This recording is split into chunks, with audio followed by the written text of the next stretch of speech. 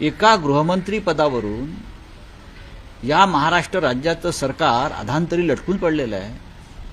हा, हे कसले मजबूत लोक आहेत? मग कोण आहेत समोर तुमच्या? तुमचं स्वतःचं बहुमत आहे।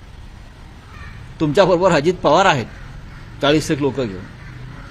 शिंदे गटाचे लोक आहेत नाहीत मला माहीत नाही भविष्यात काय करतील, पण बहुमत असतानाही 15 दिवस तुम्ही शपथ घेत नाही, राज्याला सरकार देत नाही, राज्यपालाकडून तुम्ही सरकार स्थापनेचं निमंत्रण घेतलेलं नाही आणि तुम्ही मांडव घातला।